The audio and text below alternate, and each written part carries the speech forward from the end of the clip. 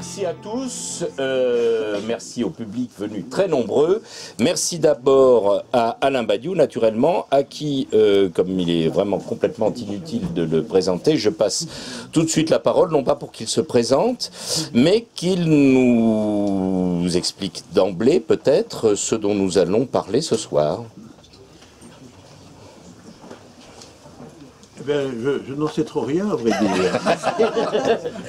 Je n'en sais trop rien parce que il me semble que a été annoncé que c'était connecté à la parution de 2 séminaires. Qui sont là. Le séminaire théorie axiomatique du sujet et le séminaire sur Platon. Ce sont 2 très gros livres, l'un et l'autre, assez différenciés.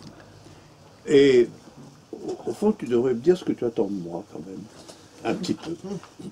Eh bien, parce que je veux bien parler de séminaires, mais...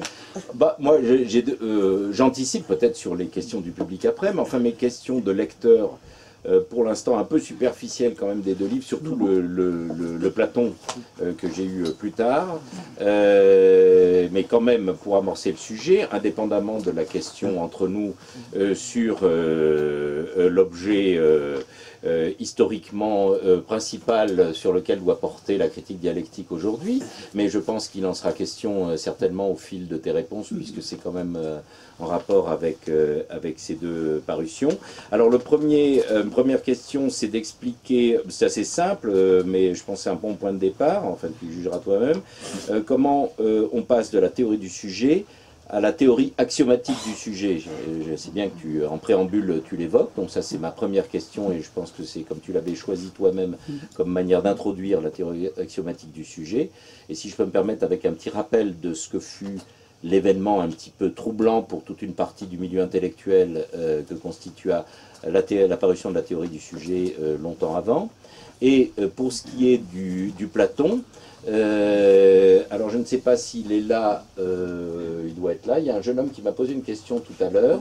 Je l'inviterai à la poser parce qu'elle me paraît assez intéressante, parce qu'elle va permettre d'emblée de dissiper, me semble-t-il, beaucoup des malentendus que tu as souhaité évoquer dans ton dernier, enfin dans le pas le dernier, mais dans le séminaire Platon aujourd'hui. Donc ça, je pense qu'il est là. Sans ça, je te poserai la question. Il est là-bas. Comme ça, ce sera fait. Tu vas poser. Viens. C'est plus qu'une question, c'est une critique. Mais je pense que tu peux la résumer assez facilement. Donc ça partait de la conversation qu'on avait au départ. Approche un peu parce que on risque de pas t'entendre. J'ai pas lu oui, bien les sûr. livres dont on parle, ni j'ai pas entendu le séminaire qui a pu être fait. Ni ta traduction de la République. Ni la traduction de la République. C'est tout simplement à partir d'une lecture personnelle, hein, mais du livre 7 de la République particulièrement, où Dominique justement faisait référence d'une utilisation possible de Platon aujourd'hui. J'ai expliqué quel était le thème du livre, de ton livre dont nous allons parler. Oui, ne t'implique pas trop. Oui. Et la première chose qui m'est venue à l'esprit, c'est l'aspect que j'ai qualifié d'autoritaire dans l'œuvre, qui me semblait autoritaire dans l'œuvre de Platon. Je dis ça justement en m'interrogeant. Surtout je trouve dans le livre 7, par rapport à cette norme que représente la vérité et qui doit être transformée en prescription par les philosophes du moins les gouvernants philosophes pour mener une sorte de bas peuple qui serait incapable par lui-même de sortir de la caverne, pour le faire en gros. Et aussi lié à au rejet des poètes.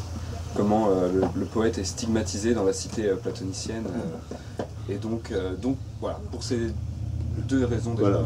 Alors je lui ai expliqué qu'il aurait l'occasion de poser cette question et que certainement tu aurais à cœur à dissiper le malentendu, si je peux me permettre. Si malentendu il y a. Si malentendu il y a. Et ma manière de poser la question, mais pas du tout comme une objection, parce que évidemment, me connaissant, tu sais bien que c'est un petit peu par antiphrase et ironie, mais ça fait référence à une époque que tu as connue mieux que moi encore. Platon ne serait-il pas quelque part totalitaire? Voilà, et là, voilà les questions pour lancer ton intervention. Et en plus, un totalitaire qui n'aime pas la poésie. Par-dessus le marché, Oui. ça va avec, hein, évidemment. Oh, Ouais. Staline lisait quelques poèmes. Oui, mais donc, voilà. Hitler aussi. Donc voilà, pourquoi l'axiomatique? La théorie du sujet est-elle aussi axiomatique, et Platon totalitaire, adversaire des poètes et de la vérité spontanée du peuple? Alors bon, commençons par là. Alors, en ce qui concerne la théorie axiomatique du sujet, ça s'inscrit évidemment dans un long parcours de ma part pour réinscrire la catégorie de sujet dans l'espace de la philosophie, à partir des critiques astreintes diverses qui lui ont été infligées à cette catégorie dans plusieurs espèces du mouvement philosophique de l'époque. La principale référence qu'on pourrait citer, c'est par exemple Althusser, qui développe longuement la thèse que l'histoire est un processus sans sujet, précisément, donc qui évoque la... Et bien d'autres façons de faire valoir que sujet est en dernier ressort la catégorie fondamentale de l'idéalisme, et qu'à ce titre, un matérialisme rénové ou nouveau doit en faire l'économie.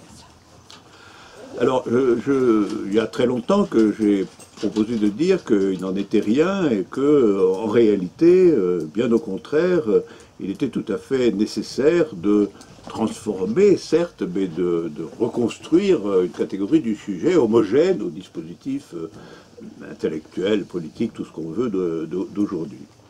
Alors, le point peut-être délicat en la matière, c'est qu'il faut commencer par distinguer sujet de conscience. C'est ça le point d'attaque, le point primordial. Si en effet on identifie sujet et conscience, ce qui était en gros le propre du courant phénoménologique et sartrien, auquel j'adhérais d'ailleurs dans ma jeunesse, si on identifie sujet à conscience, il est vrai qu'on finit par faire de l'expérience immédiate de la subjectivité le foyer central de toute élucidation du sens des choses. Donc on s'éloigne considérablement de toute figure possible du matérialisme, ça c'est absolument certain. Donc il y a une catégorie du sujet qui tend à être identifiée à la conscience, qui est en effet interne au dispositif philosophique d'orientation générale idéaliste. Donc ça, c'était le premier point. Et deuxièmement, il faut aussi que la catégorie de sujet ne soit pas, à proprement parler, une catégorie constituante. Parce que si elle est une catégorie constituante, on retombe dans une figure qui est néo-kantienne d'une manière ou d'une autre. C'est-à-dire où les catégories de la subjectivité sont aussi, et en même temps, les catégories de l'expérience. Donc mes axiomes principaux, les deux axiomes principaux étaient négatifs, c'est-à-dire distinguer sujet de conscience, et c'est un peu la même chose mais sous un autre angle d'attaque, ne pas faire de la catégorie de sujet une catégorie constituante dans l'expérience. Alors, ça m'a amené à... Le premier point m'a amené à dire que la catégorie de sujet n'était nullement une catégorie, en quelque manière, permanente, c'est-à-dire elle n'était pas, comme la conscience, quelque chose qui, en soi et pour soi, est inhérent au devenir de l'humanité pensante. Et donc, j'ai suspendu la catégorie de sujet à une dimension événementielle.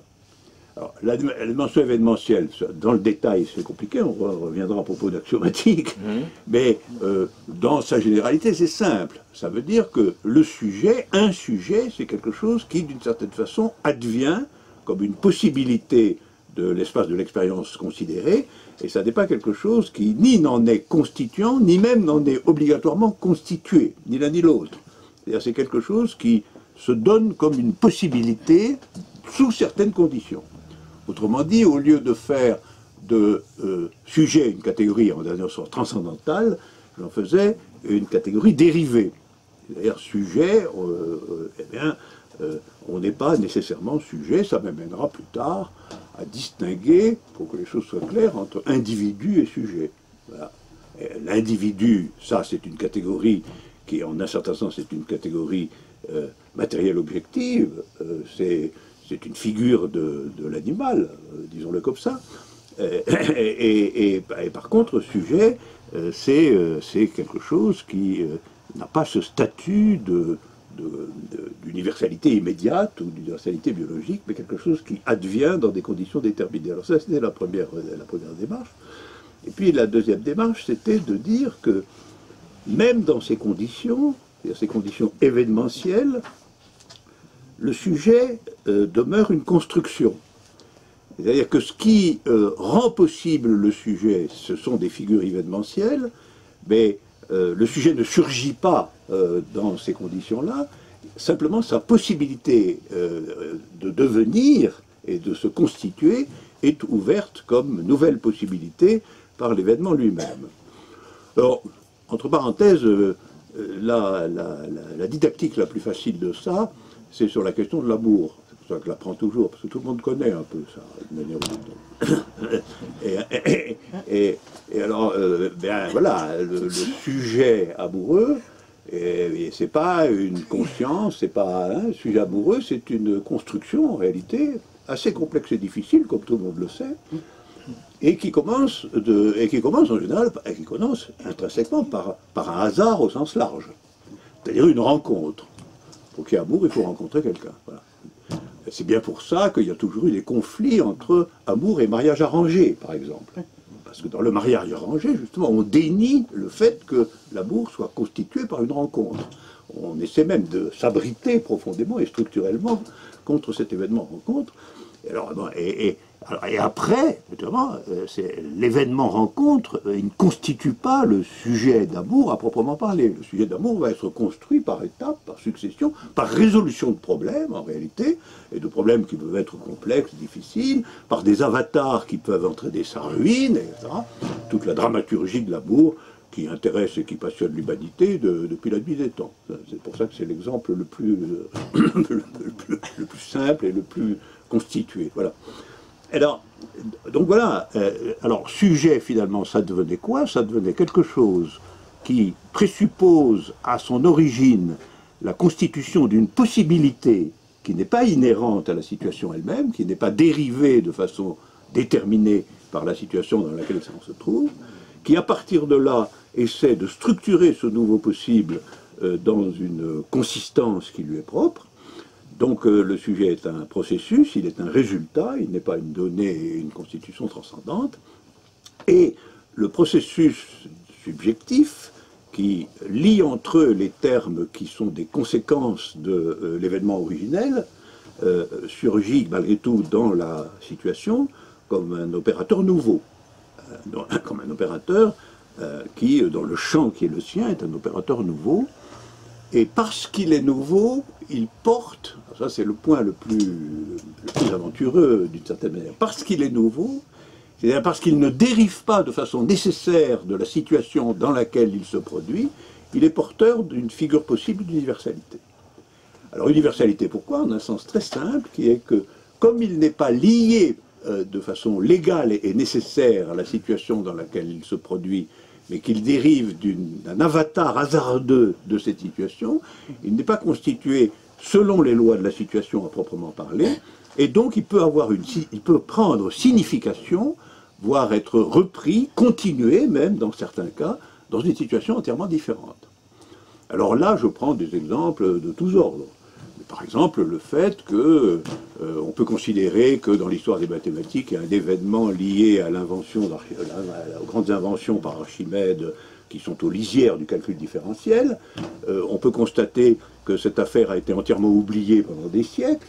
Et on peut constater qu'elle elle a réapparu, elle a été comprise à nouveau, elle est renée aux alentours du XVIe siècle. Et qu'est-ce qui se passe là? Ça veut dire que quelque chose qui constituait une subjectivité scientifique de type absolument nouveau a été sur une figure qu'on peut dater comme une singularité, a fait son chemin, s'est interrompue et a pu être reprise, ce qui suppose qu'elle avait suffisamment d'universalité pour pouvoir signifier quelque chose dans des contextes historiques totalement différenciés, totalement disparates. Voilà. Donc sujet, c'est lié à événement, c'est lié à processus, procédure, c'est lié à universalité, et en définitive, j'ai pensé que le produit de cela, c'est-à-dire ce qui témoigne dans la situation de façon objective du résultat du processus subjectif, je pense qu'il était opportun de l'appeler vérité. Voilà. De l'appeler vérité au sens où précisément, vérité, c'est quelque chose qui à la fois, une vérité, c'est toujours la solution du problème suivant. Comment se fait-il qu'elle ait pu être à un moment donné découverte ou produite, et qu'elle peut cependant conserver sa valeur dans des contextes historiques entièrement différenciés. Et ces deux caractéristiques sont étroitement liées aux caractéristiques que je viens d'indiquer concernant le sujet. Voilà. Justement, à propos de ça, je reviens à ma question initiale, est-ce que c'est précisément à partir de ce rapport, on va dire dialectique, entre le caractère événementiel du sujet et le caractère, l'universalisme de la vérité, que tu parles d'une théorie axiomatique? Oui, c'est à propos d'élucidation plus raffinée et plus complexe de cette liaison. Oui. Par ailleurs, je voudrais en effet souligner que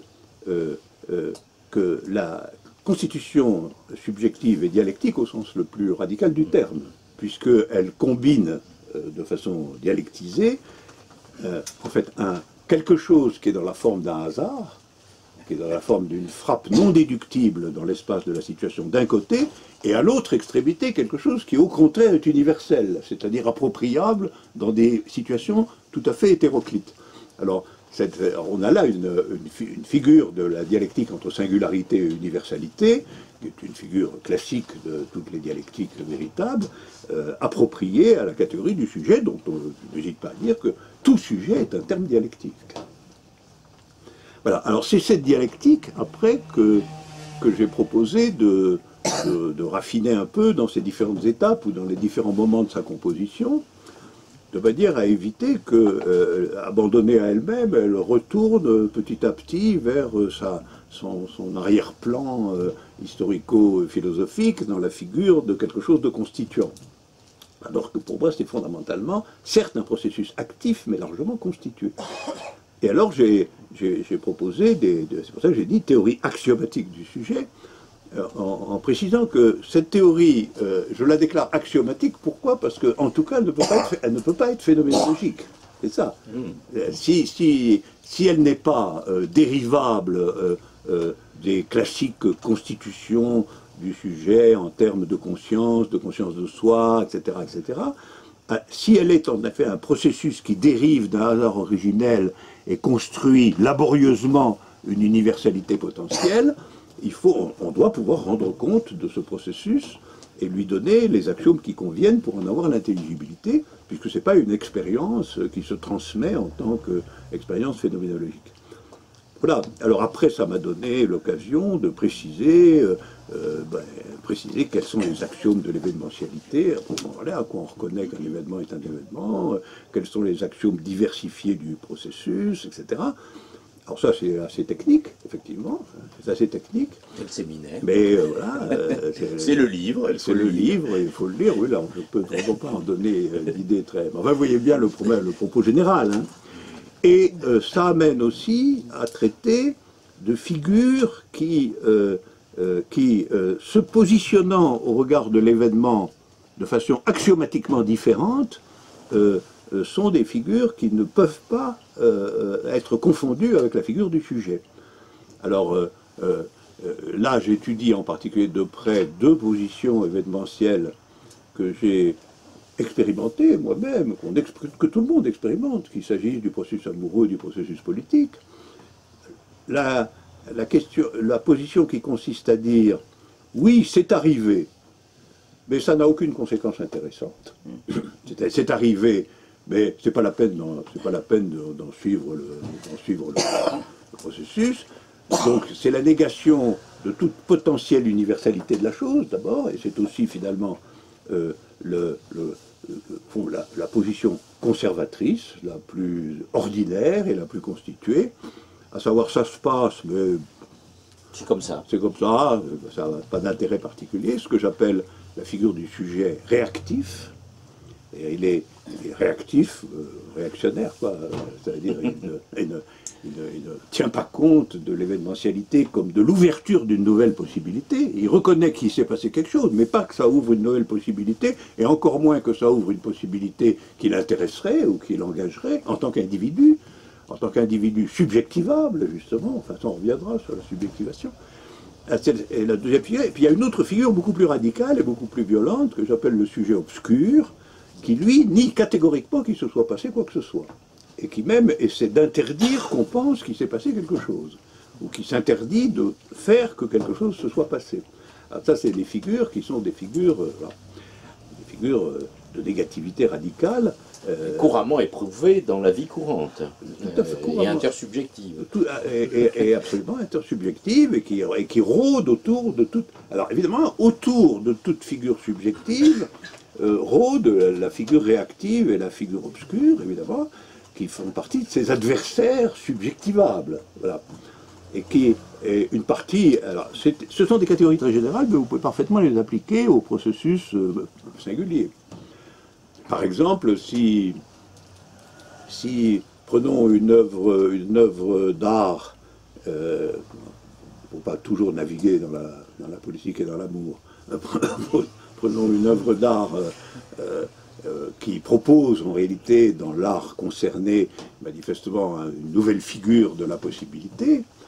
Mettons par exemple tous les efforts qui tendent à partir du début du siècle dernier vers une figure qui ne serait plus une figure de la peinture qui ne serait plus du tout imitative ou qui ne serait plus confrontée au modèle naturel, mais qui restructurerait les choses de façon différenciée, qui vont donner les premières tentatives cubistes de Picasso et de Braque et beaucoup d'autres choses après. Par rapport à ça, qui est l'ouverture imprévisible, événementielle, de quelque chose de nouveau dans l'histoire de la peinture, le sujet réactif va dire oui, ils font ça, mais ça vaut pas grand-chose. C'est un peu comme font les enfants. Hein. Et puis le sujet obscur qui dira c'est épouvantable, je ne veux pas voir ça, et qui le brûlera en place publique, comme ça s'est fait pour certaines œuvres de peinture dans l'Allemagne fasciste. Et c'est encore d'actualité dans cette même librairie, je te raconterai ça une autre fois. Si ça se passe ici aussi. On m'a traité de criminel et c'était quasiment une menace d'autodafé, mais c'est une incise. Non, mais les anecdotes sont importantes en la matière, puisque nous sommes dans l'événementiel. C'est des écologistes qui sont venus me traiter de criminel et qui m'ont voué au bûcher parce que j'avais certains ouvrages qui leur déplaisaient ici. Ben voilà, c'est très bien. Oui, on est revenu aux politiques, excuse-moi. Oui. Donc revenons à l'art. Voilà, oui, parce que j'essayais de me tenir. C'est bien celui qui nie. Nous aurons suffisamment d'occasion de parler pour la seconde question du totalitarisme. Oui, c'est vrai. Voilà, donc voilà, c'est ça les procédures. Et donc, en réalité, tout le monde a l'expérience de ça, autour de quelque chose qu'on vit soi-même comme une métamorphose inventive, une nouvelle occurrence de la vie, etc. Vous avez toujours des gens qui vous disent que c'est un mirage, que c'est une illusion, que c'est pas important, etc. Et ceux qui rentrent dedans avec énergie en disant surtout pas. Voilà. Et ça, c'est ce qui borne c'est pour ça que je proposais, ça c'était dans Logique des mondes, mais c'est repris évidemment dans la théorie axiomatique du sujet, je proposais les trois figures du sujet, le sujet proprement dit. Et justement, la troisième, c'est celui qui est disponible. C'est le sujet de l'histoire, alors La troisième, c'est ce que j'appelle le sujet fidèle. Voilà. C'est le sujet fidèle, c'est-à-dire celui qui inscrit dans la construction subjective une fidélité à l'événement. Alors, si on reprend le cas de l'amour, parce qu'il a une lisibilité littéraire, on voit très bien ce que c'est. C'est-à-dire, vous rencontrez quelqu'un, vous engagez de procédure amoureuse, etc. À un moment donné, vous pouvez vous dire, « Ah ben non, tout compte fait, c'était pas... c'est le personnage de Swann dans La recherche du temps perdu, là. Quand après avoir tué son héros pour l'autre, il finit par dire, quand je pense que j'ai fait tout ça pour une femme qui n'était pas mon genre. Ça, c'est le sujet réactif typique. Et puis vous avez aussi les invectives ou les considérations d'amour qui seraient traitées comme impraticables, odieux et devant être anéantis. Malgré tout, c'est le cas de tout l'environnement de Roméo et Juliette, qui sont entourés de figures destructrices et négatives. Et là, on voit très bien ce que c'est que le sujet fidèle. Alors là, le mot fidélité s'impose, non pas du tout au sens banal de la fidélité sexuelle, quelque chose comme ça, mais ça veut dire être fidèle à l'événement originel qui s'est donné dans la rencontre et d'en déployer les conséquences créatrices en tant que nouvelle possibilité de l'existence. Et cette fidélité, c'est la fidélité donc au processus subjectif lui-même. C'est le sujet en tant que fidélité à lui-même, en quelque sorte. Et puis le réactif et l'obscur qui les bornent des deux côtés. Et voilà. Et en politique, oui. On y viendra. Tu as évoqué le fait... Le sujet réactif, c'est la gauche. Oui, on va en reparler tout à l'heure. Mais à propos, justement, tu as soulevé la question de la subjectivation.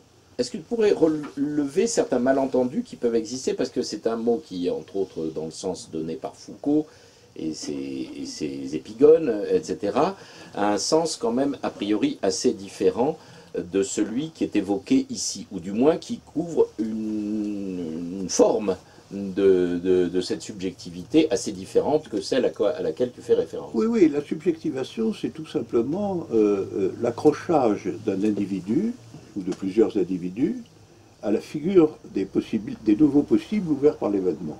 C'est ça qui est appelé subjectivation. Uniquement parce qu'on va appeler sujet l'orientation du processus lui-même. Ça, c'est ta position sur la subjectivation. C'est ce que je voulais dire, c'est que c'est pas du tout celle de quelqu'un comme Foucault. C'est ce que je veux dire. D'abord, aucun des mots que j'emploie oui, ici... Mais, non, mais si je veux le préciser, c'est parce que le mot est sur... Oui. Il y a un problème de compréhension de subjectivation est un mot, en effet, tout à fait saturé, mais sujet l'est encore bien plus. Oui, bien sûr. Finalement, pour ne rien dire de vérité, et même d'événement, on est dans les catégories répandues de la philosophie contemporaine. Là, je leur donne leur articulation pour que leur définition singulière soit assez pertinente. Donc, subjectivation, ça veut simplement dire qu'au départ, les gens qui sont là-dedans sont ce que j'appelle, par ailleurs, moi, les animaux humains. Voilà, c'est n'importe qui. C'est n'importe qui peut... Ça peut arriver à n'importe qui, voilà. Et quand ça arrive à n'importe qui, ça lui arrive comme la découverte d'une possibilité. C'est ça le point. Ça n'arrive pas comme une prescription toute faite. Ça lui arrive simplement comme une espèce d'ouverture de l'espace de l'expérience dans lequel, si on s'y engage, il va se passer quelque chose qui n'était pas déductible de la situation antérieure. Voilà. Et ça, je l'appelle subjectivation dans la figure de l'acceptation de ça et du devenir sujet de ce qui, au départ, est un individu humain comme tel, quoi. C'est-à-dire un élément... Un individu. Comme on a évoqué cette question de l'individu, de la personne, etc., je ne sais pas si tu as vu les trucs qui ont circulé, parce que beaucoup de gens ont découvert dernièrement quelque chose que tu connais bien, mais dont personne n'a plus la moindre idée aujourd'hui, et qui imprègne toute notre idéologie, non seulement d'après-guerre, mais je pense jusqu'à aujourd'hui, qui était le personnalisme. Tandis qu'à cette époque-là, la position bourgeoise, c'était justement de dissocier complètement le triste individu de la personne. Oui, mais la personne était une structure préconstituée. Ce n'était pas du tout une possibilité dynamique. C'était la personne. Voilà. Je veux insister sur le fait que tu as utilisé le terme individu, comme Marx d'ailleurs. Oui, individu, et même je dis volontiers animal humain pour être encore un peu plus... Oui, pour énerver encore plus. Pour être un peu plus matérialiste sauvage. Oui, ça. Voilà, barbare. Voilà. Et pour mieux préparer quand même la naissance du sujet. C'est la désanimalisation, comme ça, qui reste animal par ailleurs, évidemment. Parce que le support, c'est ça, il n'y en a pas d'autre. Voilà, et alors axiomatique, c'était simplement l'idée de montrer d'abord que c'était nécessairement axiomatique pour les raisons que j'ai dites, ça ne pouvait pas être une théorie déductive de l'expérience de la conscience en tant que telle, puisque ce n'était pas du tout ça, que donc chacune des figures peut être définie quasiment de façon schématique et axiomatisée, donc le sujet fidèle, le sujet réactif, le sujet obscur, et les étapes de la constitution du sujet, et y compris le rapport que ça peut avoir progressivement avec une certaine figure de la catégorie de vérité, peut être axiomatisé, c'est-à-dire peut être clarifié quant à la signification des différents termes utilisés de façon un tout petit peu logique. Voilà sur ce point. Alors maintenant, passons à Platon, totalitaire, point d'interrogation. Je bois un coup. Oui. Mais c'était quelque chose que tu as entendu il y a déjà longtemps. Hein, Oh là là. Il y a des livres entiers. Ce que les jeunes générations ne soupçonnent pas, c'est que c'est une... Comme je vous l'ai expliqué, c'est la doxa, l'idéologie hégémonique dominante qui vous est servie depuis pas mal de temps, y compris par vos maîtres ignorants. Donc ça, Alain et beaucoup d'autres comme nous, je veux dire les marxistes par exemple, nous avons entendu ça depuis belle lurette, on dira une 50aine d'années. Oh oui, même plus. Oui, même plus, oui. Oh, même plus, parce que particulièrement le Platon et le platonisme, c'est l'objet d'une coalition pratiquement unanime pendant presque tout le XXe siècle. Hein. Il faut bien voir ça tout de même. C'est un auteur qui a été... que tous les courants dominants dans une bonne partie du XXe siècle ont absolument dénigré. Celui à l'avoir fait avec la plus grande violence au début, en réalité c'est Nietzsche, après avoir été un platonicien doué et exemplaire, après avoir connu de très près les dialogues de Platon, donc c'était pas un ignorant. Enfin, c'est lui qui a dit l'Europe doit guérir de la maladie Platon. Voilà. Oui. Et donc c'était le diagnostic du docteur Nietzsche. Pour les générations qui n'ont pas connu ça, il y a eu quand même un retour en vogue de cette position, avec comme par hasard le nietzschéisme prétendument de gauche. Vous imaginez que ça couvre beaucoup de monde, évidemment Deleuze, mais c'est surtout Furet qui a relancé cette idée, parce que pour arriver à Platon totalitaire, il est quand même passé par la Révolution française totalitaire, puis on est remonté jusqu'à Platon. Oui. Donc c'est pour expliquer d'où vient la manière dont vous a présenté les choses, qui n'est évidemment pas du tout celle sous laquelle vous présentez... Je rebondis sur ta remarque que de remonter de la Révolution jusqu'à Platon. Il faut quand même bien voir que dans une bonne partie du mouvement, y compris du mouvement ouvrier du XIXe siècle, Platon était considéré comme un des premiers communistes. Il avait ce statut, et pour des raisons très précises. C'était quand même quelqu'un qui recommandait que la société soit une société marquée par une sobriété égalitaire. Il avait l'idée que les dirigeants ne devaient en aucun cas toucher quelque propriété privée que ce soit, il ne devait rien avoir, c'est son langage, et même si c'était restreint au groupe dirigeant, ce qui était dans les conditions de l'époque, c'était une affirmation absolument nouvelle, et c'est-à-dire elle établissait pour la première fois un lien entre la probité politique et la question de la propriété privée. Il était le premier à dire que on ne pouvait que soupçonner un dirigeant à partir du moment où il était aussi par ailleurs propriétaire de choses. Et le gardien de la cité, pour Platon, est quelqu'un qui, ne possède absolument rien, et deux, et par conséquent, mène une vie à la fois collective, parce qu'ils sont plusieurs. Il n'y a jamais eu de roi philosophe chez Platon, c'est une invention des ennemis de Platon, le roi philosophe. Il y a ce qu'il appelle les gardiens de la cité, c'est un collectif, et c'est un collectif dont la description intrinsèque fait immédiatement penser au communisme, et en particulier au communisme naïf du XIXe siècle, c'est-à-dire le communisme des communautés qui se constituent quelque part avec l'égalité, etc., etc. Donc c'était pour remarquer au passage. Mais par ailleurs, tous les autres courants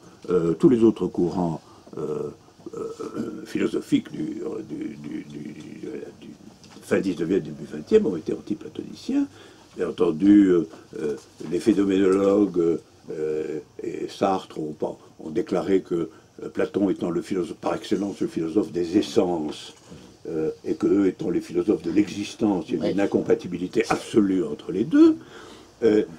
Les marxistes n'ont pas brillé beaucoup au niveau officiel, car la définition de Platon dans le dictionnaire de philosophie de l'Union soviétique stalinienne, c'est Platon, deux points, idéologue des propriétaires d'esclaves, qui à mon avis est une définition assez courte. Oui, surtout qu'on aurait pu dire ça d'à peu près tout le monde pendant une très très longue période à ce moment-là. Historique, oui, historique. Oui, et relayé par un tel idéologue des propriétaires de serfs. Mais il y avait le côté, mais ça c'est un reproche qui est plus fait aujourd'hui. Je vais y revenir, je vais sous le contrôle de notre jeune camarade.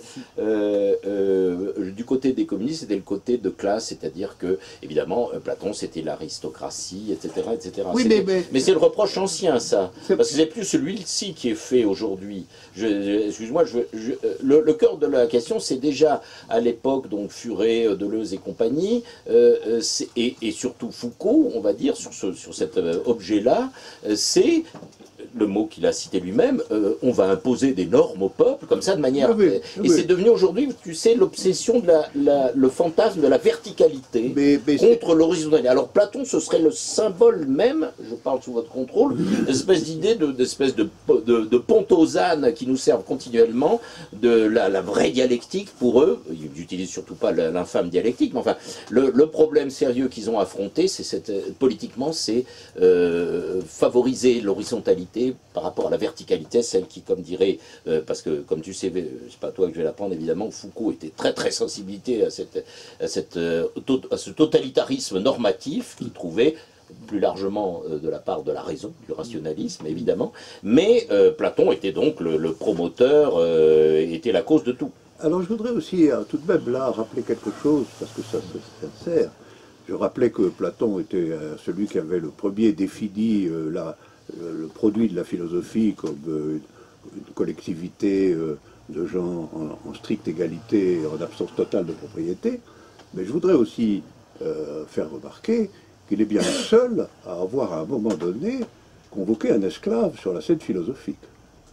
Parce que c'est un passage fondamental du Ménon, dans lequel on fait venir un esclave pour démontrer quoi? Pour démontrer que l'esclave peut avoir une relation à la vérité absolue exactement comme n'importe qui. Et ça, je regrette. Dans les conditions d'époque, c'est d'une audace sans pareille. Et c'est fait exprès, hein, on peut pas dire. Il prend bien soin de dire... les autres lui disent, oui, mais ton histoire là d'idées, voilà... enfin, il lui dit c'est de l'aristocratie. Oui, voilà, c'est un truc de bourge. Oui, mais au fond, on lui dit déjà, tu n'es pas très démocrate. Quoi. Voilà. Et alors, lui, il dit, vous allez voir, hein, on va parler avec ce gars-là, qui est l'esclave du coin, et on va voir qu'il pense comme nous, tout simplement. Hein, il pense comme nous. Et ce qui veut dire aussi de la part du Socrate, tout personnage toujours assez oblique et malin, chez Platon, c'est-à-dire le Socrate, il pense comme vous, là, qui est en train de lui chicaner. Voilà. Alors ça, c'est une série d'indices concernant Platon. Mais ce que je pense, de façon principale, c'est que la théorie générale de la philosophie chez Platon a pour concept absolument fondamental un concept qui s'appelle la participation, c'est-à-dire la participation à l'universalité possible des idées, et cette participation à l'universalité possible des idées n'est soumise à aucun critère social ou subjectif particulier, absolument aucun. Comme le montre justement la démonstration qui en est faite publiquement par le fait que ça marche avec l'esclave, tout aussi bien. Par conséquent, il n'y a pas de c'est l'image de l'ascension qui est en effet présente chez lui. Mais l'image de l'ascension, c'est simplement une figure de l'ouverture particulière d'une possibilité qui est la possibilité de l'universalité du vrai. Et cette possibilité de l'universalité du vrai, n'importe qui peut s'y installer et la saisir, pour peu qu'il procède, comme l'explique Platon, de façon dialectique. Il appelle ça la dialectique. La dialectique, c'est ce qui rend possible d'accéder à l'universalité des idées. Voilà. Et c'est ça à quoi s'oppose, je parle sous ton contrôle, mais simplement clarifier les choses. C'est ce à quoi s'oppose l'idée qu'il y a un vrai universel. C'est bien ça qui pose problème aux adversaires, y compris les plus modernes, de Platon. Je glisse là-dessus, parce que peut-être qu'on pourra y revenir, mais la deuxième partie de la question du jeune homme, c'est « et les poètes alors ?» Oui. Ah ben il a bien raison de la poser. Alors les poètes, il faut bien voir quelle est la nature du procès que Platon fait aux poètes. Il faut le regarder de près, plutôt que de dire il n'aime pas les poètes. En fait, il aime qu'eux. C'est ça la vérité. Il suffit de lire attentivement le texte pour voir qu'il est là d'engager dans un conflit avec lui-même extrêmement particulier, d'autant que comme on sait, ou comme on ne sait pas, parce que c'est peut-être une légende, mais quand il était jeune, il écrivait des tragédies, Socrate. Alors, Socrate, là, le maître. Oui, Socrate. Le maître écrivait des tragédies, et il les aurait brûlées. Bon, enfin. Mais voilà, mais alors, les poètes, qu'est-ce qu'ils leur reprochent exactement? D'abord, il faut bien voir que quand ils parlent des poètes, presque toujours, c'est en réalité du théâtre qu'ils parlent. Ils parlent très peu de la poésie à proprement parler. Il n'est pas en train de critiquer Pindare ou Sappho. Il est en train de critiquer, de toute évidence, les tragédies. Et il leur reproche quoi? Ben, il leur reproche de ne pas faire place, en effet, de façon suffisante, au côté salvateur de l'universalité. C'est-à-dire, il leur reproche en réalité de donner de l'homme une image qui le fait stagner dans la figure de l'animal humain. C'est ça qu'il leur reproche. Je fais juste une petite incise aussi, pour les plus jeunes générations, parce que ces choses-là sont, du fait de l'ignorance généralisée répandue par les maîtres ignorants, ne sont pas forcément connues, même si elles sont évidentes pour beaucoup d'entre nous. La tragédie, le théâtre, était totalement impliqué dans la vie politique quotidienne des Grecs. Hein. C'était pas juste comme si on parlait des spectacles parisiens aujourd'hui. Quand on parlait de la tragédie, ça avait une fonction sociale et politique extrêmement imbriquée dans la cité grecque dans laquelle vivaient non seulement Platon et les Athéniens, mais la plupart des Grecs. Oui. Effectivement, tout le monde était là, sauf les femmes quand même. Et ils avaient le devoir d'y aller. Oui, sauf les femmes. Sauf les femmes. Bien sûr. Ah, il faut reconnaître. Non, mais je veux dire, c'était une fonction politique, la tragédie. C'était pas seulement... c'est un peu comme les meetings politiques. J'en profite pour sauter sur la question des femmes. Parce que sur la question des femmes, je regrette, Platon est lui-même un progressiste notoire. Car, au grand scandale de ses auditeurs, et en avançant l'idée avec des précautions considérables, parce qu'il déclare que les femmes peuvent parfaitement être gardiennes de la cité. Et je regrette, mais c'est tout comme l'esclave, ça. L'esclave peut participer aux idées absolues, et la femme peut participer à cette figure de la fidélité au vrai, qu'est l'action politique.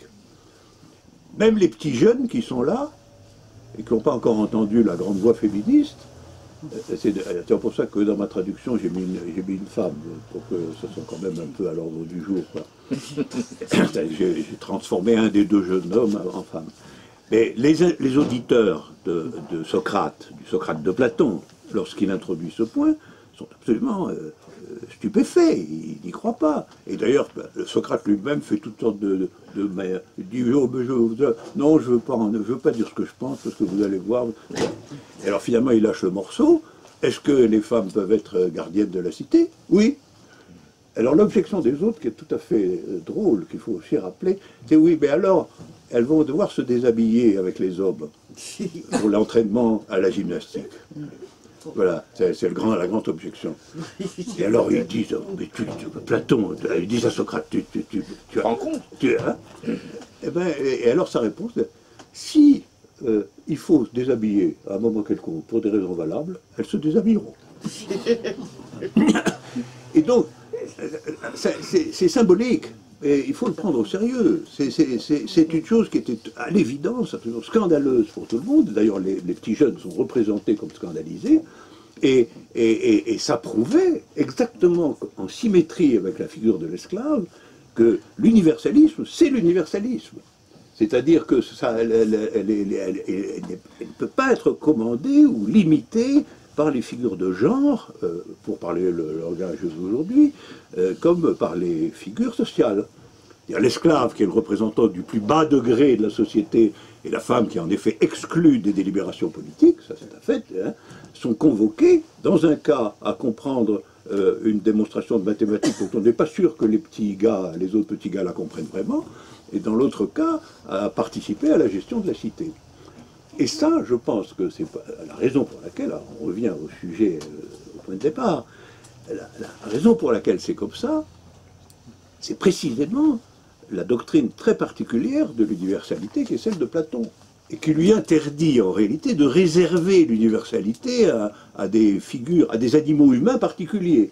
La figure de l'universalité qui est la sienne, et qu'il appelle l'accès aux idées, voilà, qui est une définition assez simple en vérité, qui est l'accès aux idées, ben, cet accès aux idées ne comporte rien en lui-même qui autorise qui que ce soit à dire que c'est plutôt pour les riches que pour les pauvres, que c'est plutôt pour les nobles que pour les esclaves, que c'est plutôt pour les hommes que pour les femmes.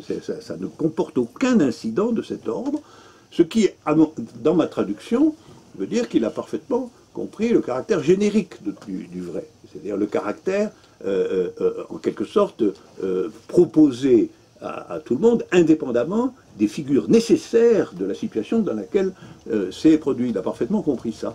Et il a compris ça, non pas du tout comme une propriété réservée, mais comme une propriété elle-même universelle. Et donc, Platon ne cesse de dire que c'est comme ça pour tout le monde. Voilà. Je voudrais rebondir très brièvement là-dessus, parce que c'est un point, comme tu sais, qui fait l'objet de débats, y compris avec nos amis hegéliens, disons, de droite. C'est sur la dialectique liberté-égalité qui est absolument évidente dans ce que tu viens de souligner. On peut dire clairement là que Marx est beaucoup plus platonicien qu'hégélien sur cette question du rapport égalité-liberté. Mais ça, je crois tout à fait. Je crois tout à fait. Sur ce point précis. Sur ce point précis, qui est un point limité, mais tout à fait important. C'est-à-dire que l'égalité, c'est quand même ça l'universel. Eh ben oui, c'est l'égalité des libertés. Absolument. Et c'est pour ça qu'il y a une fonction, voilà. une fonction pédagogique et didactique extrêmement importante à souligner et à transmettre ces passages de Platon concernant l'esclave d'un côté et la femme de l'autre. Parce que c'est là qu'on comprend que, contrairement à ce qui est dit souvent, à savoir qu'on a une imposition aristocratique d'une vérité transcendante, on a tout le contraire, c'est une pédagogie de processus, qui sont des processus de discussion très, très longues et très détaillées, discussions qui sont ouvertes à tout le monde, et qui par essence sont ouvertes à tout le monde. Et c'est pour ça que je pense qu'on le trouve, on trouve ça chez Platon de façon tout à fait admirable. Et quand, pour revenir à la poésie, c'est une question, il ne critique dans la poésie que sa restriction à ça, c'est-à-dire l'idée que finalement l'identité indépassable des agents humains, c'est le système de leur passion, c'est-à-dire que ils sont pas des sujets pensants à proprement parler, ils sont mus par leur passion et le système de leur passion contradictoire, donc ils sont en un certain sens déterminés ou destinés, puisque le destin est une catégorie fondamentale de la tragédie, et Platon c'est quelqu'un qui ne veut pas du destin, voilà. Il n'y a pas de destin chez Platon. Et il y en a si peu qu'en réalité, tout le monde a choisi sa vie en pleine indépendance. Alors, il faudrait commenter très longuement le mythe d'Air Julien à la fin de la République, où on voit que, en réalité, Platon n'admet aucune hiérarchie dans la possibilité des choix existentiels, et que c'est l'égalité complète qui règne à ce niveau-là. Et que sans égalité, il n'y a pas d'universalité. Et donc pas de liberté. Et donc pas de liberté. Alors, donc Platon lui reproche finalement, et c'est d'actualité parfaite, ça va peut-être nous amener à la question subsidiaire Platon aujourd'hui, puisque c'est quand même le thème de ton dernier séminaire, on lui reproche de ne pas être du tout libéral, au sens où vraiment c'est le libéralisme qui promeut ce primat absolu de cette espèce de forme de liberté qui n'est pas du tout, qui s'oppose à l'universalisme. Mais la raison en est bien précise. Si on généralise ce qui est le geste contemporain le plus élémentaire, ce que Platon dit à propos de ce qu'il appelle les gardiens de la cité, les gardiens de la cité qui sont la seule matrice collective dont il parle en réalité. Il ne parle d'aucune autre.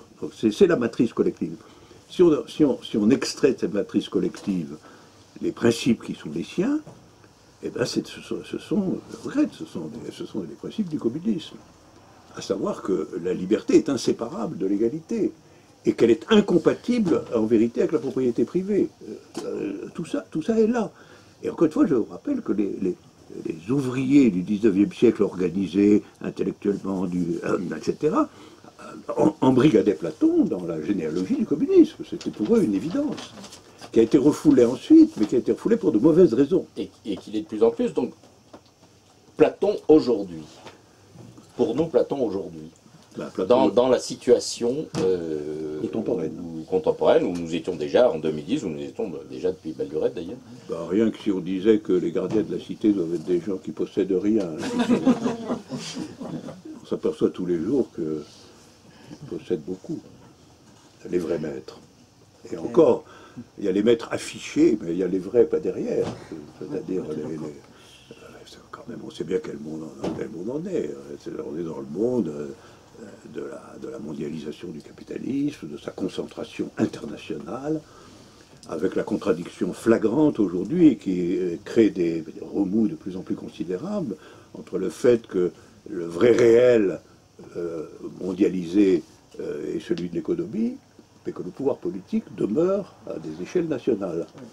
Et ça, même la bourgeoisie dominante a du mal à traiter cette affaire. Elle a du mal à traiter cette affaire. Ça a détruit, en réalité, une chose qui était très importante, c'était la gauche comme variable d'ajustement permanent des difficultés qui viennent. C'est-à-dire que chaque fois qu'il y avait des difficultés locales, on pouvait changer le gouvernement au profit de la gauche sous ses différentes formes, et après on reprenait les choses. Mais ça ne fonctionne plus. Ça ne fonctionne plus parce que c'est plus à l'échelle où ça devrait être, à savoir l'échelle d'une économie qui est vraiment la réalisation de ce que Marx, avec génie quand même, avait anticipé, le marché mondial, le caractère mondial du marché. Alors effectivement, dès le 19e siècle, il commençait à être mondial, mais il était encore mondialo-partagé. C'est-à-dire qu'il y avait des concurrences impériales explicites qui cherchaient à dominer. Il y avait des contradictions secondaires. Voilà, exactement. Mais encore, pour abonder évidemment dans ton sens et dans le Platon aujourd'hui, il y a quelque chose qui est présent à l'esprit de beaucoup de gens, on a évoqué les écologistes, etc. Il y a cette espèce de côté justement antinaturaliste, anti-essentialiste de Platon, antilibéral pour ces motifs-là, parce que c'est cette tendance, ce retour à une espèce de naturalisation générale qui se prétend plus de gauche, qui se prétend progressiste, etc., en termes, même les plus radicaux sont sur cette veine-là, et c'est là qu'ils sont le plus dans l'extériorité avec tout ce que tu viens de rappeler de Platon. Est-ce que justement c'est aussi pas d'un point de vue de l'usage méthodologique, du débat théorique qu'on peut avoir aujourd'hui, non seulement dans le champ politique, cette force qui nous donne pour lutter contre cette tendance libérale naturalisante? Absolument, et c'est tout à fait intéressant de voir la connexion qui a été établie dès le début, en réalité, entre libéralisme et côté naturel. Oui. Je me souviens d'ailleurs que c'était la question qui avait tout d'un coup surgi dans une discussion que j'avais eue il y a quelques années avec Enthoven. Ça arrive de parler avec n'importe qui.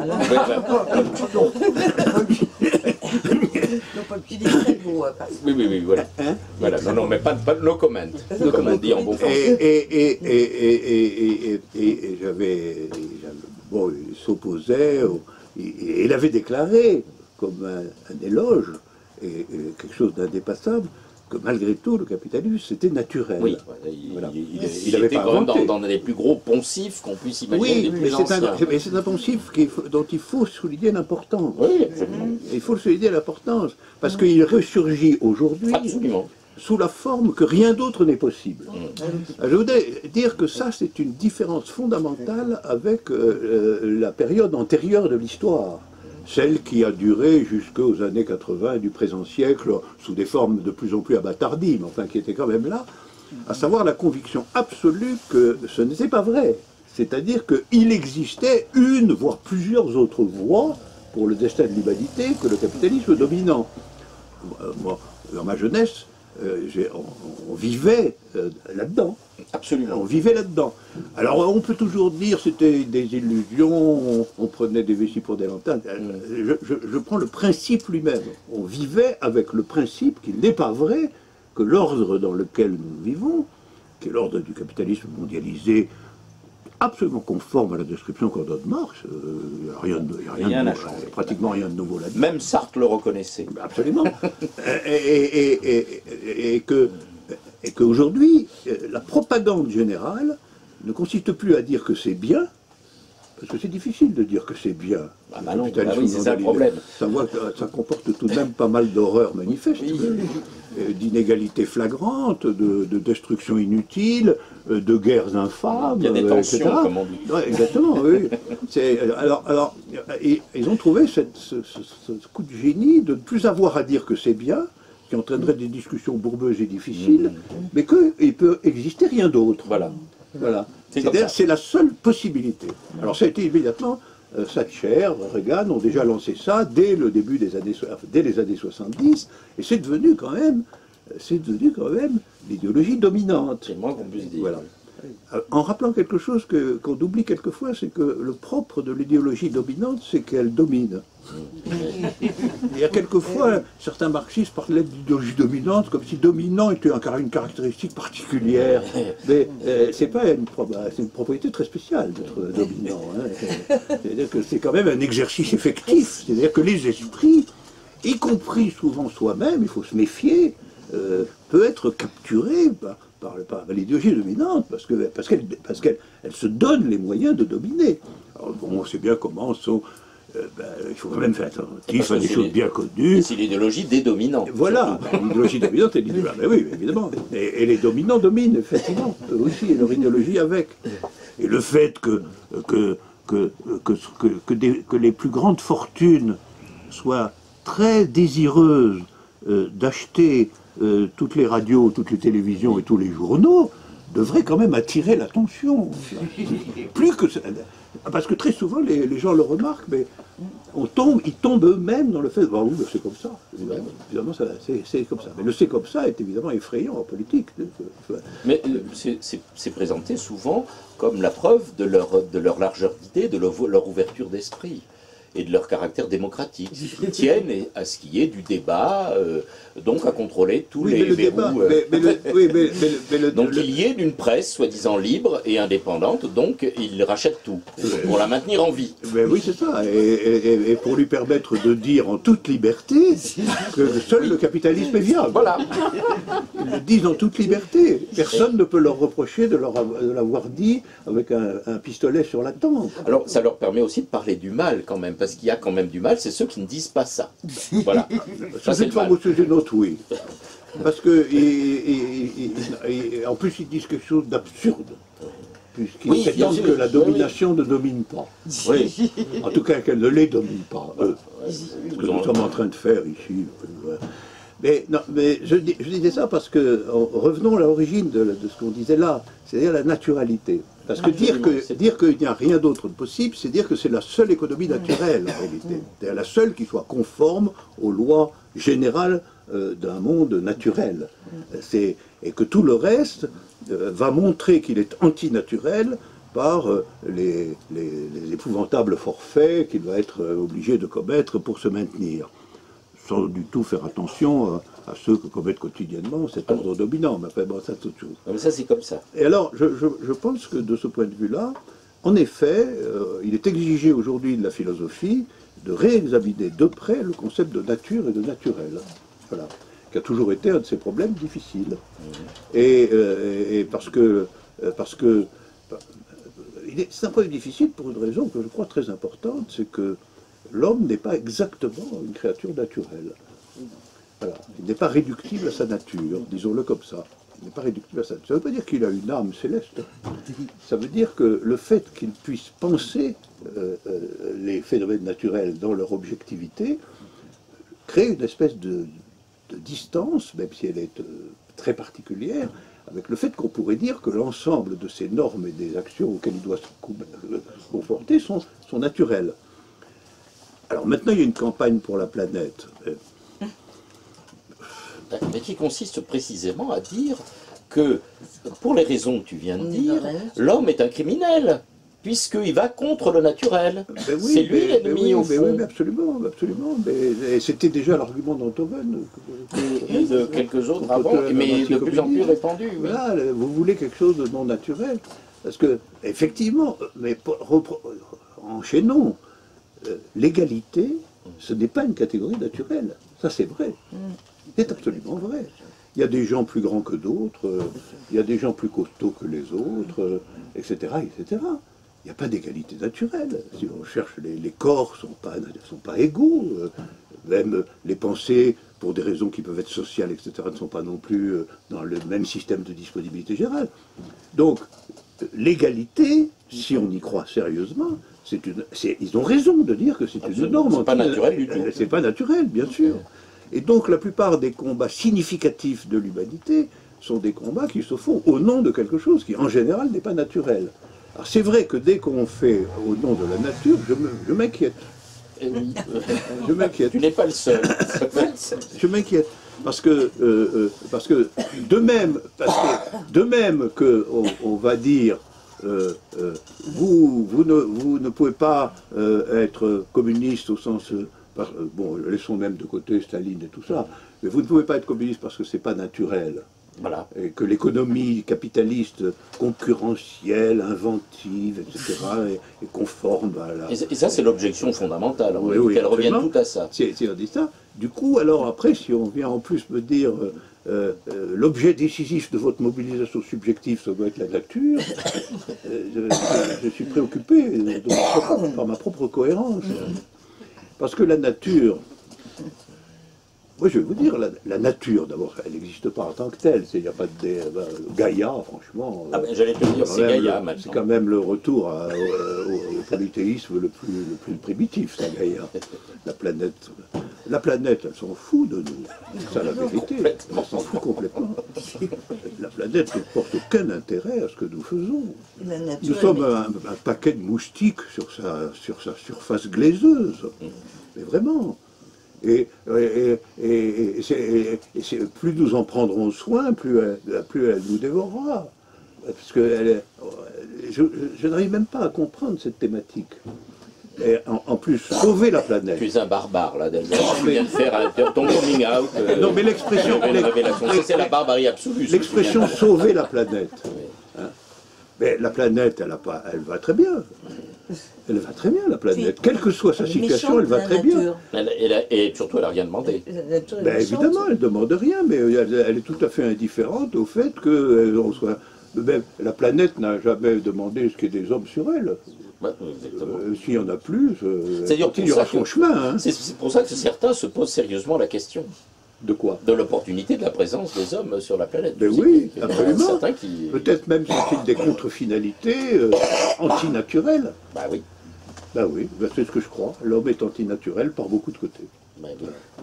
Et par tout ce qui ne part pas de là. Les écologistes ne parlent pas du tout d'une histoire de sauver la nature. Ça c'est vraiment le blabla de certains gens. Attends. Mais ce que je veux dire, est-ce que tu peux parler un petit peu plus fort, parce que ça s'en entend. Ça consiste en parlant d'animal humain, on a besoin d'oxygène, de certaines conditions, que même par rapport à certaines choses qu'on mange, tout le monde... Ça a été vu qu'une pomme des années 60 n'est plus la même avec tout le productivisme, etc. C'est-à-dire que c'est aussi une sorte de... en même temps une critique de la technique, c'est-à-dire du rapport de l'homme à la technique, à la nature, et même dans un rapport quasiment réciproque, et c'est pas du tout le côté caricatural, oui, bien sûr. Sauver la planète, oui, mais attends, il y a... Non, attends. Ça, c'est un courant. Là, tu nous parles des écologistes et des guerriens. La critique de la techné, etc. On pourrait en parler, ça aussi. Hein. C'est un aspect de l'écologie historique. Non, mais attention, l'écologie... La critique de la techné. L'écologie comme idéologie, je regrette, c'est elle qui emploie le lexique sauver la planète, etc. Oui, en tant qu'idéologie répandue et dominante, c'est son lexique. Avec l'apparition de phénomènes qui sont toujours des phénomènes d'accompagnement de toutes les figures du messianisme, Oui. à savoir des jeunes filles inspirées, des Jeanne d'Arc des temps modernes, qui, elles, se présentent comme les guerriers du salut de la planète. Et je ne la critique pas. Des pénitents. C'est des figures typiques, ça. Et en tant qu'idéologie, c'est ça. Si après, on veut dire que certains aspects du capitalisme, notamment, sont prédateurs, destructeurs, inutilement et de façon irrationnelle, je suis absolument d'accord. Je suis absolument d'accord.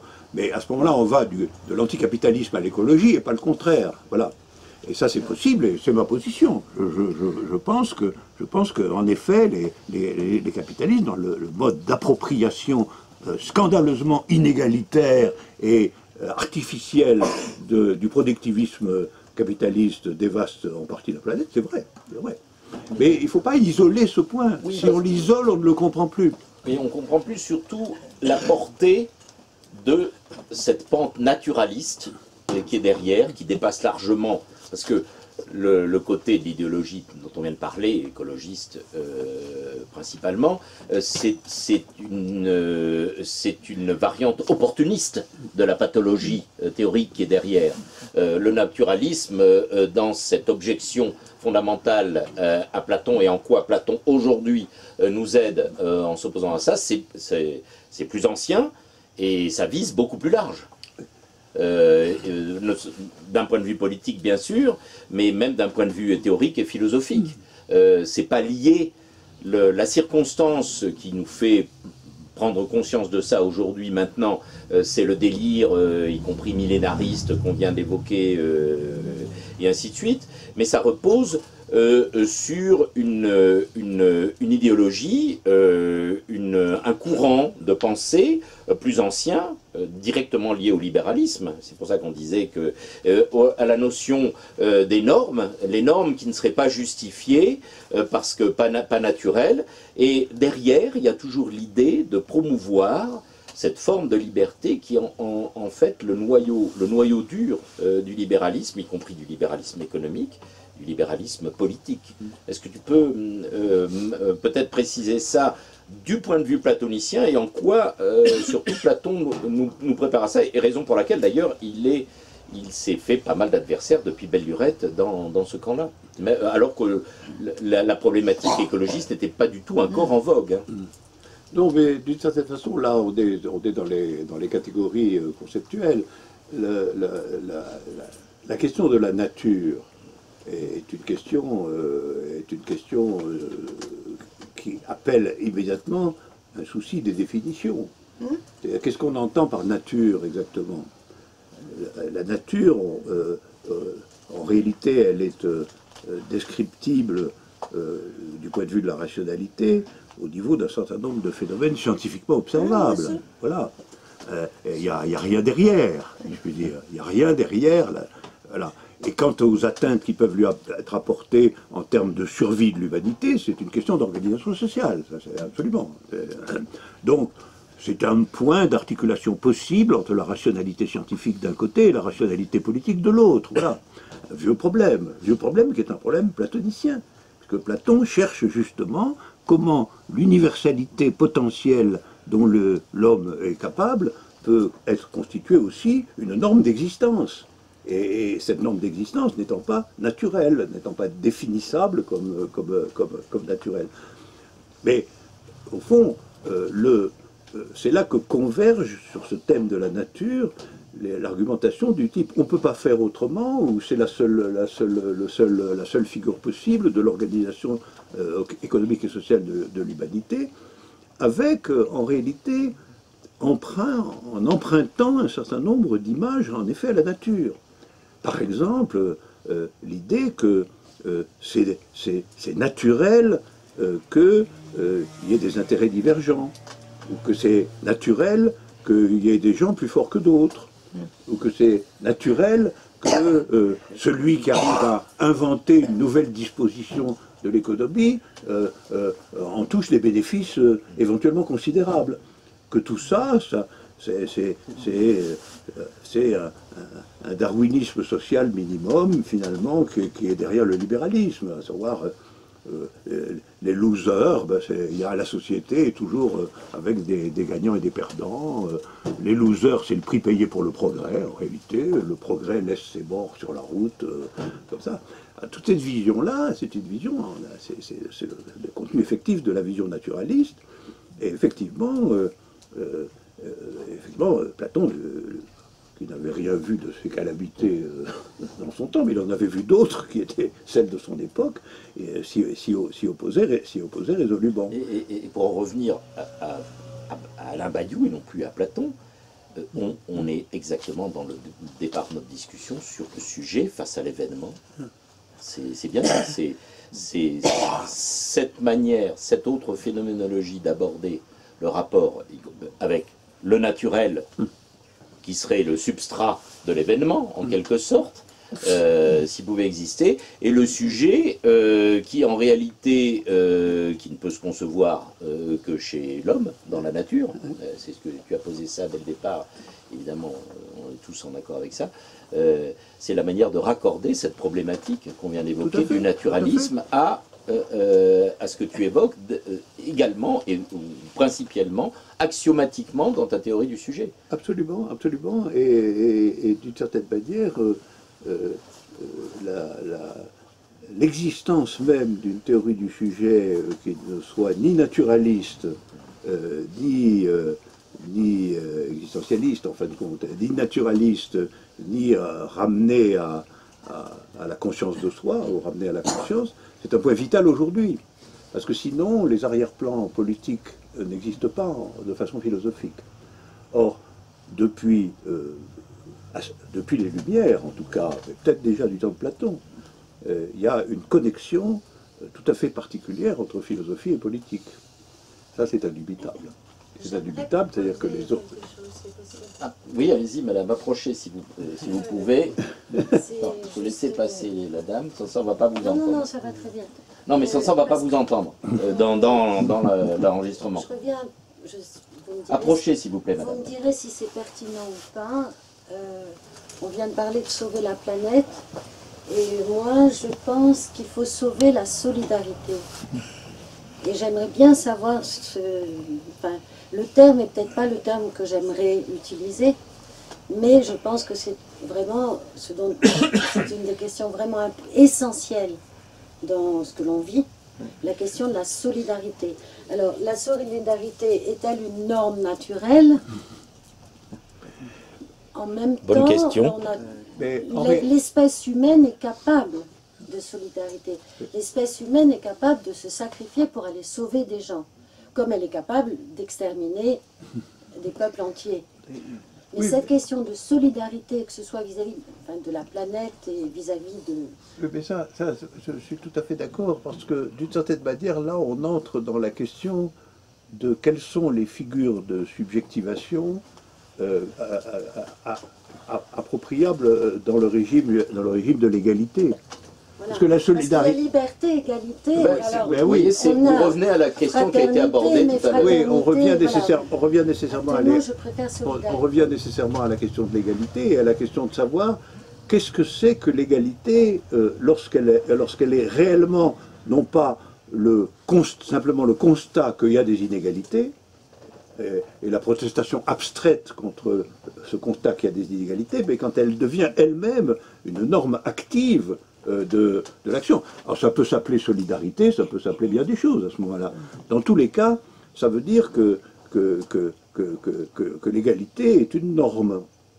Et que c'est précisément elle qui est déniée, combattue et pratiquement absentée dans les configurations de l'idéologie dominante contemporaine. Oui, c'est là que ce que vous allez trouver dans l'objection que vous avez rapportée. Je ne dis pas que vous adhérez à cette idée-là, mais c'est ce que ça véhicule. Et ça a été produit par ça. Et y compris ce qu'on évoquait, c'est-à-dire cette espèce de toutes ces péroraisons complètement creuses et vides sur les notions complètement abstraites de verticalité, d'horizontalité. Comment pouvez-vous oser prétendre qu'il y a des normes applicables à tous? Et c'est précisément ça l'universel, le concret et l'égalité. Et en particulier l'égalité est la norme des normes. Parce que si vous commencez à dire que toute une série de valeurs ne sont applicables qu'à une partie de la population, c'est-à-dire vous êtes dans l'inégalité, la norme en question perd toute universalité et toute unification véritable.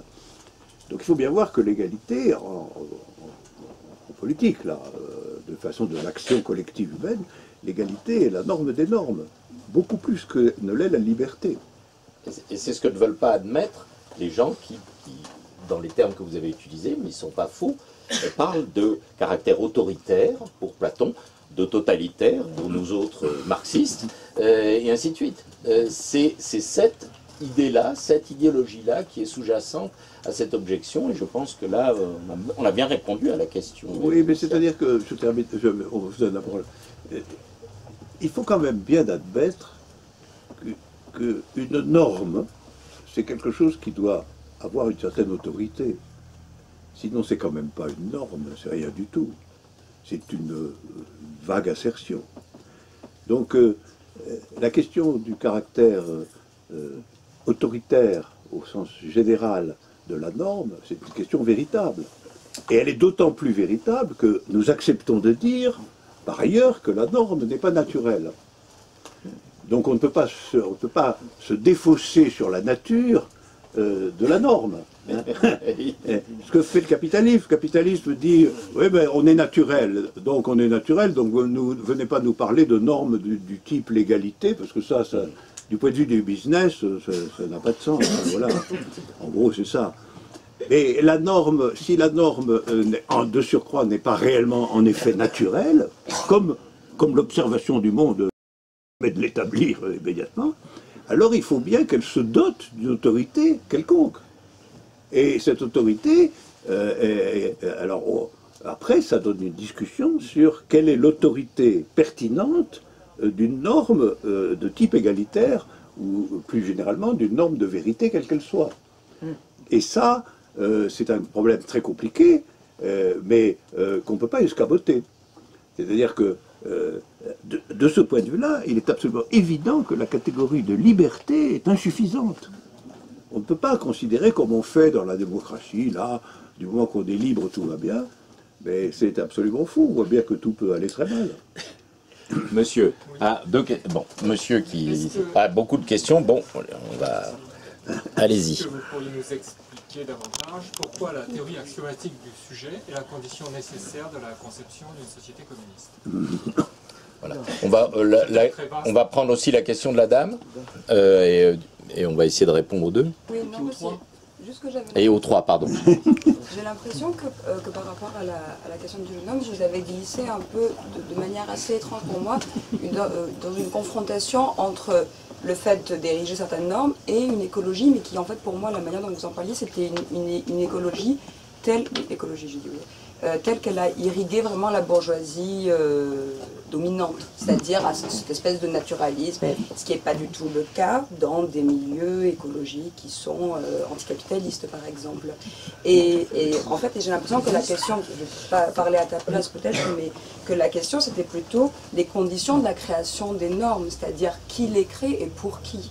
Et que c'est plutôt par rapport à ça que qu'une pensée de gauche et écologique est un peu dubitative vis-à-vis d'une certaine verticalité comme ça platonicienne. Voilà, c'était juste par rapport à ça. Et la troisième question? Oui, c'était pour intervenir, mais alors, je reviens un peu sur la poésie, je suis désolé.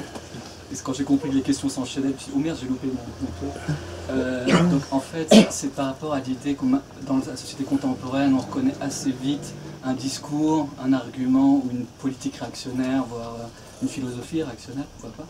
Par contre, comment vous définiriez une poésie ou un art réactionnaire? Comment vous arriveriez à déceler des éléments, des points de repère ou des axiomes pour nous aider à identifier cette dimension?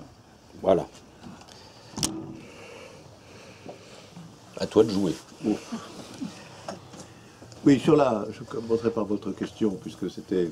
Oui, je vois bien ce que vous dites, et en fin de compte, nous étions en train d'y arriver, et c'est pour ça que, c'est-à-dire, vous posez la question de, en effet, bon, si, en définitive, il faut en effet des normes, dès lors qu'on se dégage de l'idée que la nature fournit elle-même, et par elle-même des normes, qui va décider les normes, comment vont-elles être constituées, etc. Ça, c'est une question en effet redoutable et qui est une question qui, procédure de vérité par procédure de vérité, pose des problèmes particuliers. Alors en politique, c'est bien connu, c'est-à-dire comment se fait la délibération sur la norme. Est-ce que cette délibération est collective? Mais si elle est collective, est-ce que ça signifie qu'elle est soumise au suffrage? Si elle est soumise au suffrage, est-ce que ça veut dire que finalement il n'y a pas besoin d'une philosophie d'arrière-plan qui norme ce suffrage, etc., etc. Et là, on a la question qu'on peut appeler de manière générale la question de l'organisation, au sens large. Et alors, je suis absolument d'accord que dès lors que vous vous dégagez de l'idée libérale de la norme naturelle, vous tombez sur le problème de l'organisation, qui est le problème majeur du bilan notamment politique du dernier siècle. Parce que la question fondamentale du dernier siècle, ça a été l'organisation. Et c'est là-dessus que ça a achoppé, puisque l'organisation, finalement, s'est avérée également être capable dans son monopole de détermination des normes, de devenir en effet à son tour une puissance oppressive. Donc, donc ce problème de la délibération sur les normes, c'est un problème fondamental aujourd'hui. Je veux pas, franchement, si j'avais une solution, je vous la donnerais tout de suite. Hein. Non, mais vraiment, c'est un problème qui est là. C'est notre problème, ça.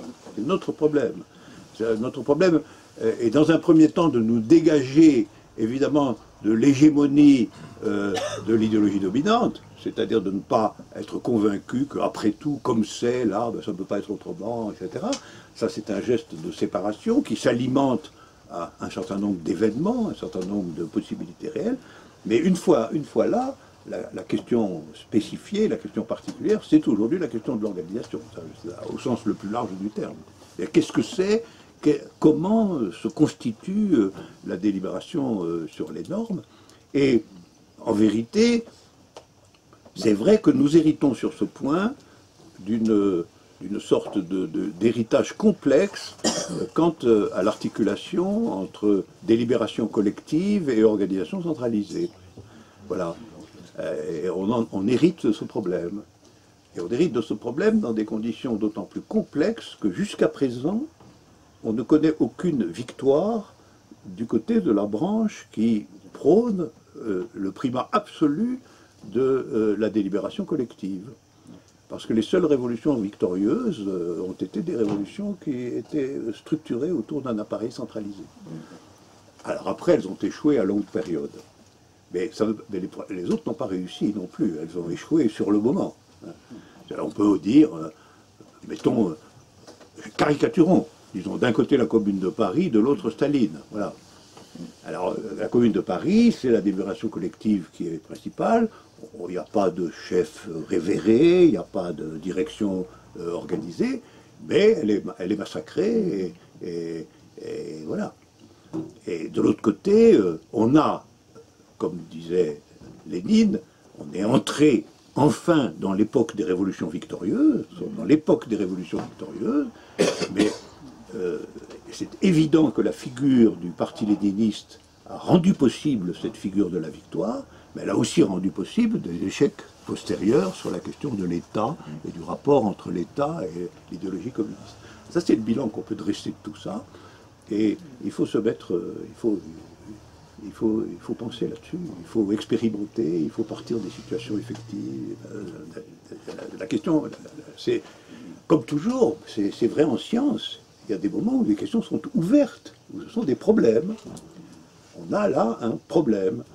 Et de même qu'au XIXe siècle, pour savoir ce que c'était qu'une révolution socialiste ou communiste victorieuse, il a fallu attendre 3/4 de siècle, à peu près, entre les premières insurrections ouvrières et octobre 17. Il nous faudra peut-être nous montrer patients aussi quant à savoir quelle est aujourd'hui la solution effective du problème de l'organisation, parce que nous n'avons là-dessus que des expériences fragmentaires et que la comparaison entre des échecs différenciés. Voilà. Question du monsieur. Oui, Ah oui. vous pouvez la reformuler. Si. Ouais, C'était pour quelle sur raison l'art. la théorie axiomatique du sujet? Parce que tout à l'heure, vous avez dit la théorie axiomatique du sujet est la condition nécessaire pour penser une société communiste. Alors c'est peut-être effectivement trop vaste la question, mais en quelques mots, quelle est la connexion Il manque des intermédiaires. Oui. Quelques médiations, on va dire. Je vais vous dire pourquoi, là. Ça tombe très bien. Parce que, en politique, la question du sujet, dans sa figure moderne, c'est justement la question de l'organisation. Voilà. C'est-à-dire, que fait-on de l'événement révolutionnaire proprement dit? L'événement révolutionnaire proprement dit, c'est-à-dire la création d'une nouvelle possibilité quant à l'organisation de la société, prend en général une forme événementielle au sens strict, qu'on a appelé la révolution, ou l'insurrection, ou voilà. Mais la question de savoir ce qu'on fait à partir de là, c'est-à-dire qu'est-ce que c'est qu'une fidélité à ce type d'événement, et qu'est-ce que c'est que la fidélité révolutionnaire, c'est une question qui a été résolue, entre guillemets, pendant l'essentiel du siècle dernier, en disant que c'est le corps organisé de la situation qui porte en réalité cette fidélité. Autrement dit, c'est le parti qui porte la fidélité.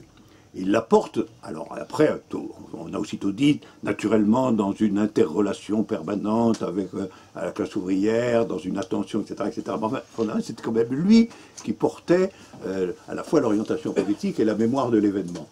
Autrement dit, ce qui était fidèle à l'événement, c'était les masses populaires, mais les masses populaires dans la figure concentrée aussi du parti. Comme disait Mao Tse-tung, que j'aime citer, sans son parti, le peuple n'a rien. Voilà. Oui, pas seulement comme avant-garde. Pas seulement comme avant-garde, mais aussi comme structuration permanente du problème de l'organisation. Et alors, le piège étant à ce moment-là de se demander comment va pouvoir être soutenue l'identité du rapport du parti à l'État dans les conditions où c'est lui qui doit par ailleurs porter l'événementialité à échelle de masse. Et ça, c'est le problème, c'est le problème que nous héritons du XXe siècle. C'est le problème que nous héritons du XXe siècle, c'est-à-dire le problème de la fusion, à un moment donné, non pas entre le parti et le processus effectif d'un dépérissement de l'État, mais d'une fusion entre le parti et l'État lui-même, de façon en quelque sorte stabilisée et prolongée, sans initiative visible et perspective du dépérissement de l'État lui-même. Alors que le dépérissement de l'État était pour Marx évidemment une figure obligée du communisme lui-même. Voilà, ça c'est des problèmes vraiment. Et alors, la théorie axiomatique du sujet, bon, on peut sûrement s'en passer pour résoudre les problèmes en question. Mais c'est ma chimie à moi, c'est mon alchimie. Ça veut simplement dire que cette question est bien, en définitive, la question de qu'est-ce qui fait sujet dans la politique. Qu'est-ce qui fait sujet dans la politique? Alors on sait bien, les réponses des révolutionnaires ont été différenciées là-dessus. On a pu dire ce qui fait sujet, ce sont les masses populaires. On a pu dire ce qui fait sujet, c'est une classe déterminée, le prolétariat. Et puis on a pu dire aussi que ce qui fait sujet, c'est le parti. Ces trois options ont été à tout moment défendues. Et elles déplient le spectre des révolutionnaires depuis les anarchistes jusqu'aux staliniens. Voilà. C'est un balayage comme ça des hypothèses possibles sur qui est le sujet de l'histoire. Et si on regarde chez les bons auteurs, à savoir Lénine et Mao par exemple, oui, on voit qu'ils ne cessent de parler de ce point. Ils ne cessent de parler de ce point avec de grandes difficultés. Je disais tout à l'heure, sans son parti, le peuple n'a rien. Mais vous trouverez quantité d'énoncés de Mao qui diraient sans l'activité du peuple, le parti c'est rien du tout. On sera la réciproque. Et il a fini même par dire à un moment donné, on me demande où est la bourgeoisie dans ce pays, la Chine, la bourgeoisie dans le Parti communiste, voilà, dont il était le dirigeant par ailleurs. Donc on voit bien que ces questions sont des questions extraordinairement compliquées et retorses, Et je pense qu'elles sont la question du sujet, effectivement. Qui est en politique le sujet du destin historique de cette politique. Et on reste quand même aujourd'hui, on est un peu revenu à l'ouverture de l'éventail, qu'en réalité le léninisme avait un peu resserré, mais pour des raisons pratiques aussi, l'ouverture de l'éventail depuis, depuis les mouvements possibles des grandes masses populaires, tout mouvement étant déjà un porteur de quelque chose. Ce que Marx entérinait en disant que les communistes doivent participer à tous les mouvements, donc le mouvement était quand même une dimension événementielle, tous les mouvements, alors il y avait des conditions, tous les mouvements qui sont plus ou moins porteurs d'une modification de l'ordre établi, et puis après c'est peut-être plutôt une composante particulière des larges masses, alors ça c'est la théorie du prolétariat, à un moment donné, ou bien c'est peut-être finalement la fraction consciente, est-il dit, du prolétariat, on va dire, c'est le système syndicat-parti sous une forme ou sous une autre. On en est là, Et ce que l'on sait de plus par rapport au marxisme, c'est que c'est un grand risque. Je ne dis pas que ce soit qu'il faille l'éviter à tout prix, je ne sais pas, mais c'est un grand risque de traverser la période dans laquelle, de surcroît à une échelle nationale, et pas à une échelle universelle, à une échelle nationale, se produit une fusion du parti et de l'État. Ça, il faut faire un bilan détaillé de ce point, dans quelle mesure c'était nécessaire, dans quelle mesure ça a été excessif, dans quelle mesure ça a été... C'est-à-dire procéder, en vérité, à quelque chose qui, à mon avis, est encore tout à fait manquant, qui est un authentique bilan communiste du stalinisme. Je retiens qu'on pourra avoir ce débat peut-être prochainement. La dernière question, pour en revenir à la poésie, ce sera la dernière parce que le temps file quand même. Si vous vouliez le reformuler brièvement. Sur le sujet de la poésie chez Platon, j'étais en train de me dire que par rapport aux événements contemporains, on commence à bien identifier ce que sont des arguments, voire même ressentir ce que sont des arguments, des idées, voire des philosophies réactionnaires. Mais j'ai eu vraiment un questionnement, je me suis dit, mais est-ce que je saurais reconnaître une poésie réactionnaire, voire un art réactionnaire? Oui. Est-ce que vous avez... Oui, je crois que toute... Enfin, dans ma construction à moi, toute procédure de vérité, alors j'appelle procédure de vérité les différents registres des conséquences possibles d'un événement.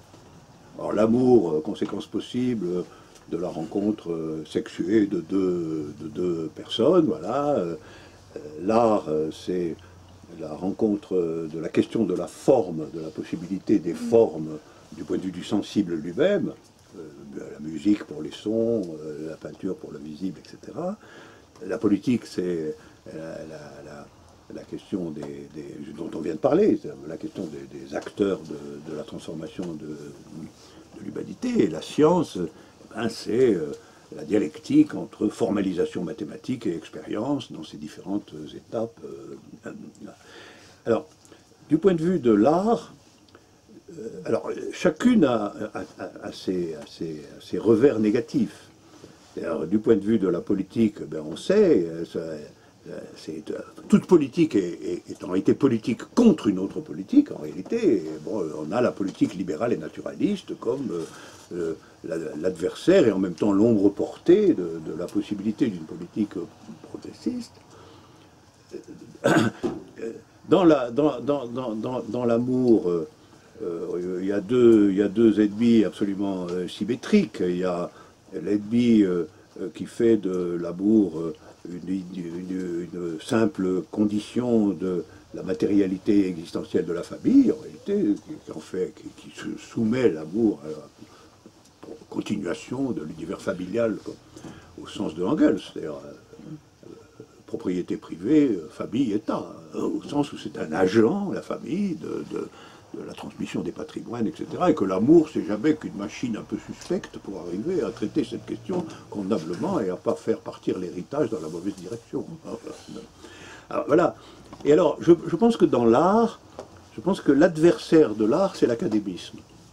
L'adversaire immanent, vivant, c'est-à-dire celui qui est constamment à l'œuvre, c'est la récupération des inventions de l'art dans un modèle qui est un modèle qui se fige et qui devient à son tour une espèce de raison de ne pas accepter les nouveautés.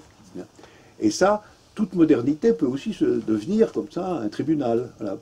Et je pense que l'académisme, je nomme académisme la figure figée de l'autorité de un certain nombre de formes réelles, précédemment inventées sur le destin de l'art, et ça on peut le montrer dans le détail, comme par exemple après Schoenberg ou Webern, les défenseurs acharnés du maintien de la tonalité, des choses comme ça. C'est ça. Et donc, alors évidemment, vous posez la question particulière pour la poésie. La poésie, c'est un sacré bazar. Je regardais ça de près. C'est un sacré bazar parce que là aussi, il y a la question de la forme est très importante. C'est-à-dire, la poésie doit-elle être dans des formes canoniques, disponibles pour tout le monde, mais maniées avec virtuosité par certains et de façon déficitaire par d'autres? Est-ce qu'il faut... alors, il y a eu des débats. Est-ce que l'art doit être réaliste et la poésie aussi, par conséquent?